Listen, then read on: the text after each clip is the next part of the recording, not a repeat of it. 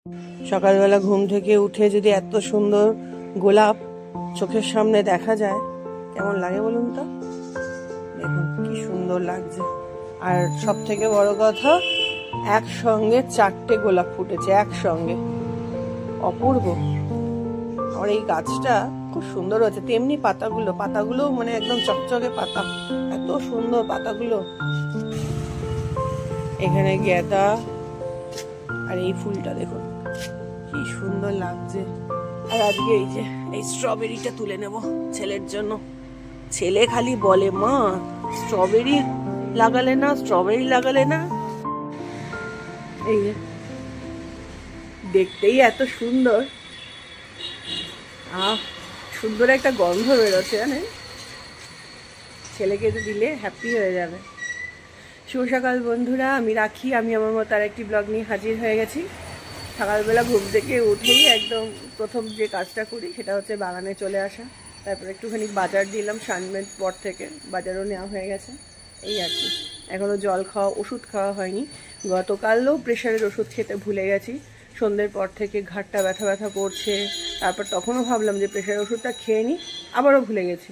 রাত্রিবেলা মিস্টার ঘরেকে যখন বলছে তুমি তো সন্ধ্যাবেলা মনে করলে যে ওষুধটা খাবে, আমি তারপর আবার ভুলে গেছি। বলছে তোমাকে তো ভোলা রোগে ধরেছে। ঠিক বলেছো, আমি একটু মনে করিয়ে দিতে পারো না, ওষুধটা খেতে ভুলে যায়। প্রেশারের ওষুধটা না খেলেই ঘাড়ে যন্ত্রটা হয়, মাথা ভার হয়ে থাকে, খুব কষ্ট হয়। তো যাই হোক না কেন, এখন জল খাবো। তারপরে হচ্ছে রোদটা বেশ ভালো উঠেছে, ঝকঝকে ওয়েদার একদম। আরও ঠান্ডাটা পড়েছে আবার জানেন, ঘুরে ঠান্ডাটা পড়লো। 2 দিন মতো হলো ঠান্ডা পড়েছে। আর সকালবেলা ঘুম থেকে উঠে দেখছি গলার ভেতরে যে আলজিপটা আছে ওখানটা ফুলে একদম ঢোল হয়ে গেছে, মানে নিচের দিকে ঝুলে পড়ছে, পুরো লাল হয়ে গেছে। মানে ঢোক গিলতে গেলে না ওই লাগছে, মনে হচ্ছে গলার কাছে কিছুটা আটকে রয়েছে। কালকে রাত্রিবেলা হালকা করে ফ্যান চালিয়েছি, ফ্যান না চালালেও হচ্ছে না, আবার ফ্যান চালালেও না ঠান্ডা লেগে যাচ্ছে। কি যে বিচ্ছিরি ওয়েদারটা। মাঝে তো এত গরম লাগছিল কদিন, বেশ ভালোই হচ্ছে ফ্যান চালিয়েছিলাম। আর এই গত 2 দিন ধরে ঠান্ডাটা আবার পড়েছে, তাই জন্য গায়েও চাদর দিতে হচ্ছে। আবার হালকা করে ফ্যানটা না চালালেও অস্বস্তি হচ্ছে, ঘরের মধ্যে না সাফোকেশন হয় প্রচণ্ড। আর আমি সেরকম হলে না ঘুমাতে পারি না, খুব কষ্ট হয়।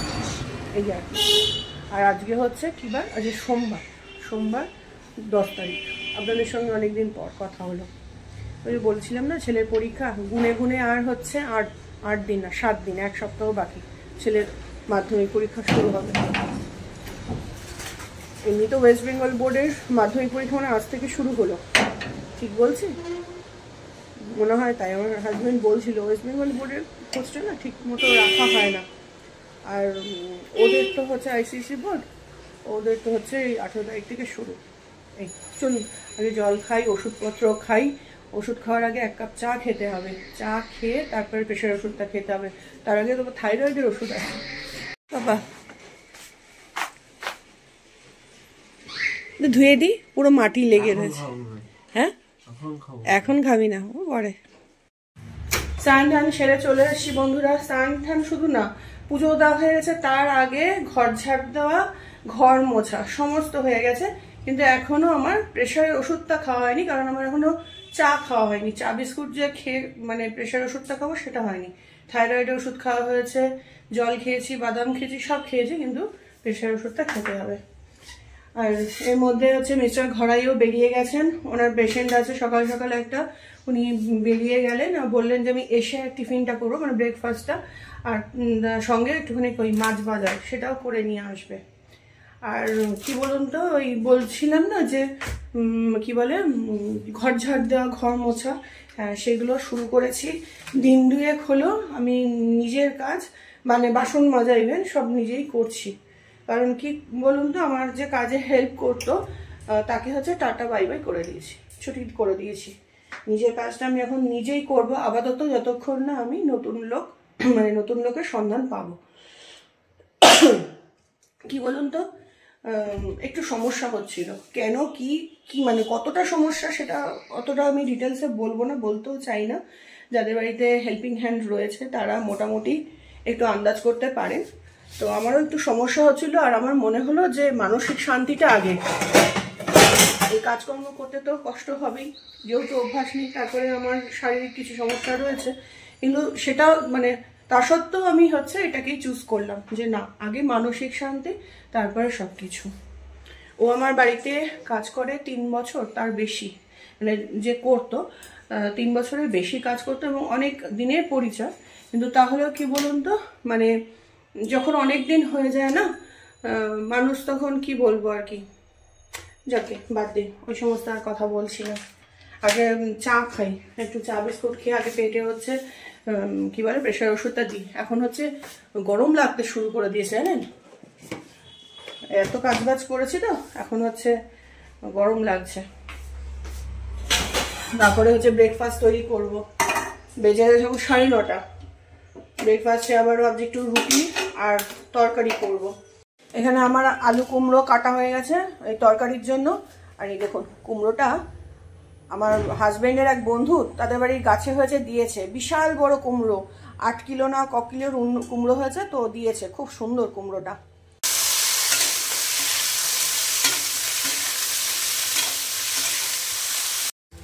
এখানে পরোটা ভাজা চলছে বন্ধুরা। এখানে এই যে 2টো পরোটা ভাজাও হয়ে গেছে, একদম অল্প তেলে ভাজছি।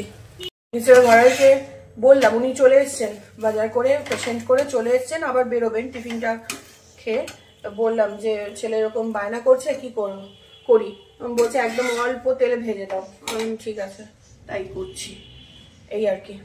আর বাজার থেকে এনেছে হচ্ছে মোরলা মাছ। আমি বললাম এখন আমার স্নান টান হয়ে গেছে, আষ্টানি গন্ধ, আমি এখন বাছাবাছি করবো না, তুমি বরং তো ওই টিফিন বক্সে ঢুকিয়ে রেখে দাও। তো উনি টিফিন বক্সে ঢুকিয়ে রেখে দিলেন। এখানে একটু দুধ বসালাম, দেখুন ঢেলেছি, দুধগুলো ছিটকে গেছে কেমন। একটুখানি কফি খাবো। আর এখানে দেখুন মাছটা ফ্রিজ থেকে বার করে রেখেছি। কি একটা মাছ, এটা কি যেন, ভোলা মাছ, পুরো বরফ হয়ে রয়েছে, দেখেছেন? এই মাছটাই হবে, 4 পিস আছে, এইটাই করব। আর এখানে এই যে সবজিপাতি নেওয়া হয়েছে সকালবেলা, উচ্ছে আছে, পেঁপে আছে, তারপরে এইটা কি লাউ, বেগুন, কড়াইশুঁটি, এই সমস্ত নেওয়া হয়েছে। আরও পুরনো কিছু বাজার রয়েছে, টমেটো, বিনস, হ্যাঁ একটু রাঙা আলু, এই ধরনের রয়েছে। আমি না রাঙা আলু খাচ্ছি, জানেন, রাঙা আলুতে ওয়েট লস হয়, তো রাঙা আলু খাচ্ছি। আমি যে নিজের জন্য খাবার দাবার তৈরি করছি তার মধ্যে রাঙা আলু দিয়ে দিচ্ছি, তো তাই জন্য অনেকের ধারণা যে রাঙা আলু খেলে নাকি ওয়েট বেড়ে যায়, একদমই ভুল কথা। রাঙা আলু ওয়েট ম্যানেজ করতে সাহায্য করে। এই লাইটের ইয়েটা পড়ছে দেখুন। যাই হোক, মিস্টার ঘরাই ব্রেকফাস্ট করে বেরিয়ে গেছেন অলরেডি। ওনার প্রচন্ড তাড়া লেগেছিল, মানে নেক্সট পেশেন্টের জন্য দৌড়াচ্ছেন খালি। এখন কোনো রকম খেয়ে দিয়ে নিল, তারপর গেল। আর একটু কফি খাবো, জানেন, চাটা ভালো করে বসে খেতে পারিনি তখন মন মতো, তো তাই জন্য ভাবলাম যে একটুখানি কফি খাই, তাই ওই যে দুধ বসিয়েছি।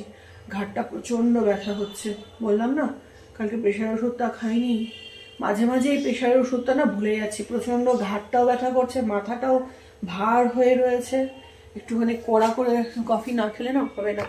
চা খেলাম, কাজ হলো না।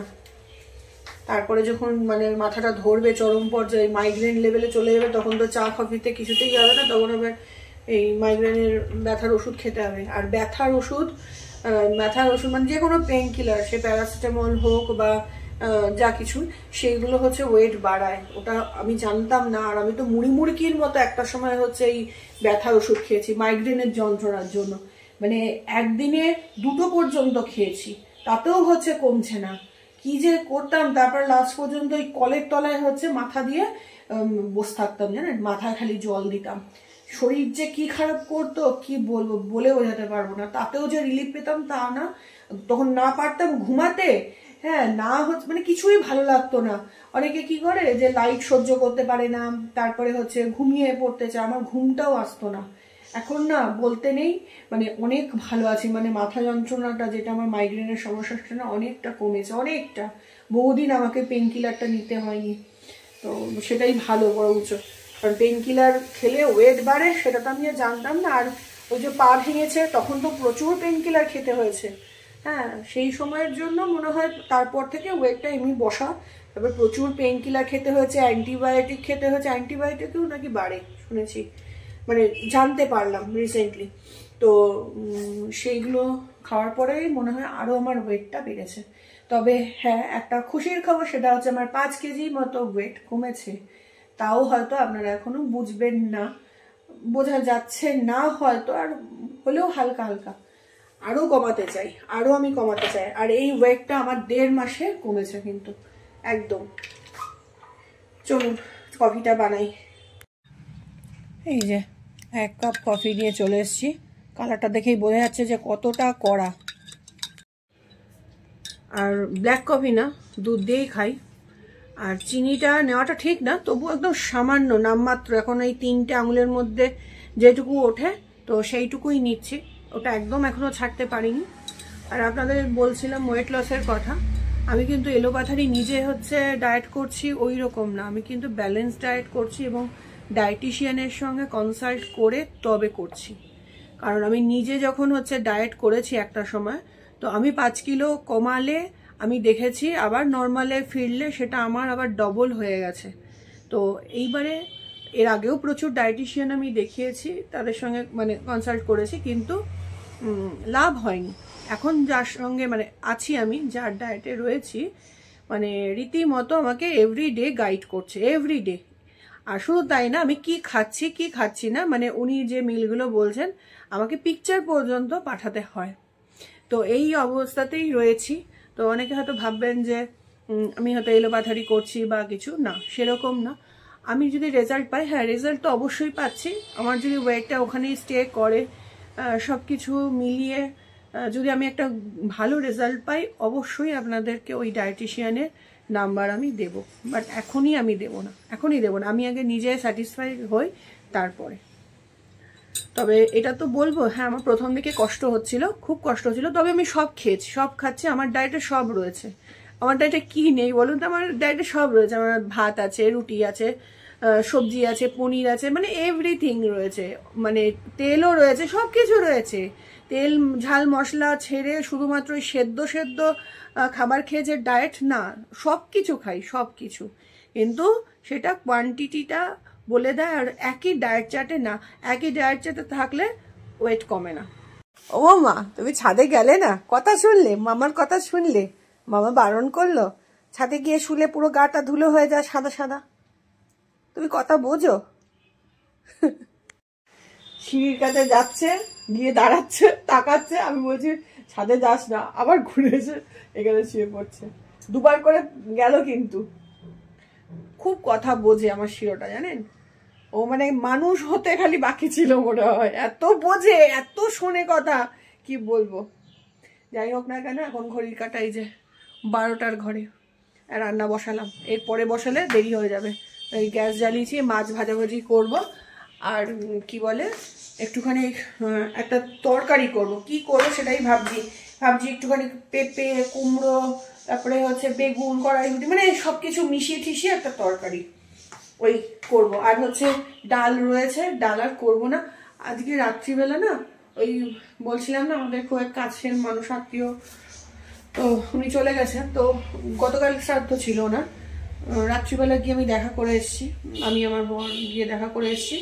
কিন্তু ওই যে কি বলে, আজকে হচ্ছে মৎস্যমুখ, সেটা রাত্রিবেলা হবে, তো সেই জন্য যেতে হবে। কিন্তু না মানে তাই জন্য রান্না বান্না কম করছি, কিন্তু আমার খুব একটা না ওখানে গিয়ে না খাওয়ার ইচ্ছাটা নেই। আমার না বড্ড কেমন লাগে, এই সমস্ত নিয়মগুলো না উঠে যাওয়া ভালো, জানেন তো?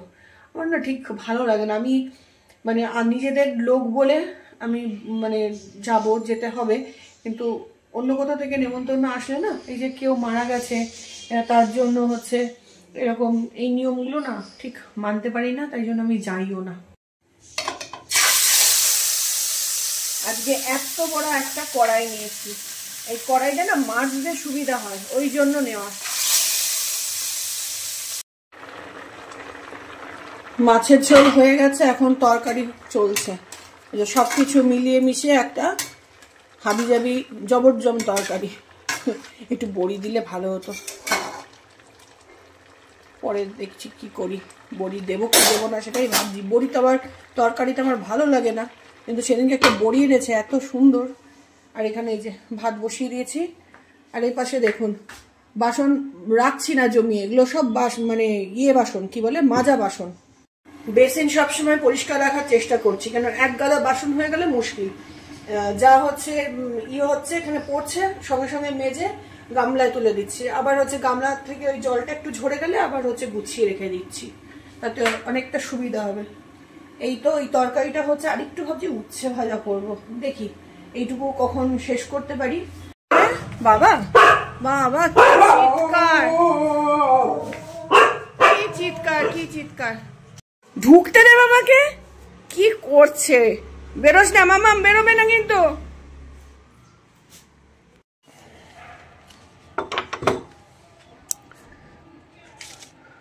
দেখুন চাঁদ উঠে গেছে, চাঁদ দেখা যাচ্ছে।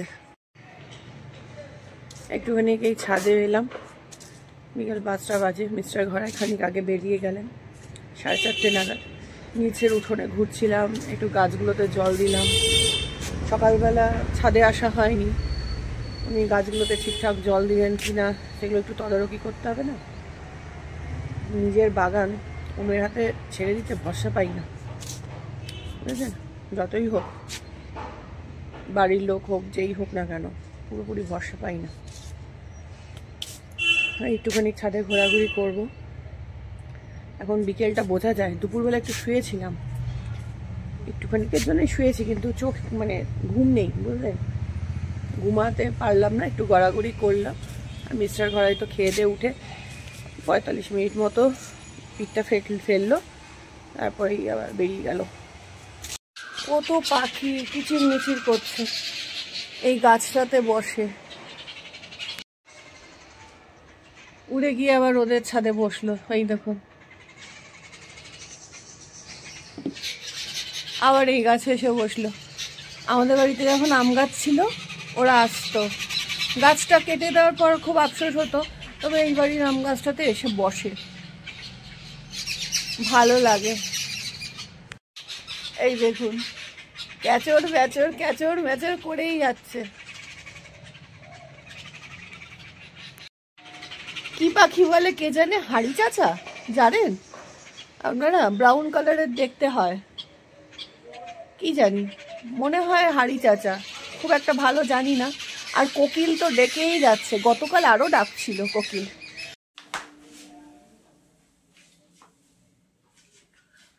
এই যে বন্ধুরা রেডি হয়ে গেলাম, বলছিলাম না যে ওই যে শ্রাদ্ধানুষ্ঠানে যে মৎস্যমুখী নিয়মভঙ্গ ওটা আছে, তো সেখানে যেতে হবে, তো তাই জন্য রেডি হলাম। আর পরলাম একটা চুড়িদার, বুঝলেন? ও যেহেতু বাড়িতেই হবে, ছাদে হবে, ঘরোয়া ভাবে হবে, তাই জন্য শাড়ি শাড়ি কিছু পরলাম না, একটা চুড়িদার পরলাম। আর এই চুড়িদারটা আমি হচ্ছে বেশ কিছুদিন আগে, মানে 2 মাস আগে কিনেছি। তো দেখুন কতটা ঢিলা হচ্ছে, মানে সাইডে পুরো একদম ঢল ঢল করছে। হাতাটা না প্রথম থেকেই ঢিলা ছিল, কিন্তু বডিটা একদম ঠিকঠাক ছিল। তো হাতাটা মারা হয়নি, আমি হাতাটা পরে মারবো, সেটা আর মারার সময় হয়নি। এখন দেখছি বডিটা তো ঢিল ঢিল করছে। কি হ্যাঁ দেখ বাবু, ঢিলা না পেছনটা, এতটা ঢিলা, বুঝতে পারছেন? মানে চেঞ্জেসটা নিজে দেখতে পাচ্ছি তো, আর নিজেরই কেমন যেন একটা খুব মানে আনন্দ হচ্ছে। এই ছোট্ট ছোট্ট চেঞ্জেস গুলো হচ্ছে একটা অ্যাচিভমেন্ট বলতে পারেন, তাই জন্য খুবই ভালো লাগছে। তো এটা একদম নতুন চুড়িদার, জামা টেনে টেনে আমার বড় করে নিতে আমার মতো। এটা যখন মানে এসছিল একদম ঠিকঠাক মানে মাপের এসছিল, মানে সেই মাপেরই আমি দিয়েছিলাম। তো এখন দেখছি অনেকটা বড়। আর হাতাগুলো পরে ভেবেছিলাম মেরে নেবো, তো আজকেও আর মারা হলো না, একদমই নতুন। ভাবছি একবার পরে নিই, উপরে তো সোয়েটার পরবো, কেউ আর দেখবে না, ভাবছি একবার পরে নিই, তারপরে জলে ধুলে যেহেতু একদম পুরো কটন, কিছুটা হচ্ছে খাববে, তো তারপরে অল্টার করে নেবো, এই আর কি। নিজের খুব ভালো লাগছে, বুঝলেন? আরো রোগা হতে চাই, আরো রোগা হতে চাই। যাই হোক, মিস্টার ঘরাই আসবেন, এখন 8:30 বাজে। আর সন্ধ্যে থেকে আপনাদের সঙ্গে কথা বলিনি, সন্ধ্যে থেকে অনেকগুলো কাজ করলাম। জামা কাপড় এক গাদা ছিল যেগুলো গোছানো হয়নি, সেইগুলো গোছালাম। তারপর বিছানা চাদর কিছু হচ্ছে কাঁচা হয়েছিল একসঙ্গে, সেইগুলো পাট পাট করে সেই খাটের তলার মধ্যে ঢোকালাম। অত মানে এই সমস্তগুলো করছিলাম। জ্বালানো নেই, দাঁড়াও। কে পোটো? না বাবা, ও অনেক বললাম, ও যেতে চাইছে না যখন, ছাড়ো। ও নিজে থেকে তো যেতে চাইছে না, ওর ব্যাপারটা ও বুঝছে, আমরা জোর করে ওটা ঠিক হবে কি? এখন এক একটা মুহূর্ত ওর কাছে অনেক হচ্ছে মূল্যবান। লাস্ট টাইম ওই রিভিশন গুলো হচ্ছে, আর ওগুলো যদি কমপ্লিট না করতে পারে কনফিডেন্সের অভাব ঘটবে। গ্যাসটা জ্বালাবি না, করে নাও, আর একটু জল খা, আর খিদে পেলে ওই যখন মিষ্টি মিষ্টি আছে একটু মুড়ি দিয়ে খেয়ে নিস। জল আছে? হ্যাঁ ফুটিয়েছি, ওই গরম আবার হাঁড়ি থেকে নিতে যাস না, বোতলে আছে। দুটো বোতলে জল ছিল। ছেলের জন্য এখন ওই জল ফোটাচ্ছি, ফুটিয়ে দিচ্ছি। ওর পেটটা গন্ডগোল করেছিল না, তারপর থেকে ডাক্তারই বলেছিল। চলো এদিক দিয়ে ঘুরবে। চলো বন্ধুরা, বেরিয়ে পড়লাম। আর আপনাদেরকেও না সঙ্গে নিলাম না, কারণ যেখানে যাচ্ছি সেখানে ভিডিও করার মতো কিছু নেই, তাই জন্য সঙ্গে নিলাম না। আবার অন্য কোনো দিন দেখা হবে, জানি না এর মধ্যে আবার কবে দেখা হবে বলতে পারছি না, বুঝতেই তো পারছেন ছেলের পরীক্ষা। তো চলুন আজকের মতো ব্লগটা আমি এখানেই এন্ড করলাম। সবাই ভালো থাকবেন, সুস্থ থাকবেন, সাবধানে থাকবেন। টাটা, দেখা হবে অন্য কোনো দিন অন্য কোনো একটা ব্লগে। বাবা টাটা, চলুন।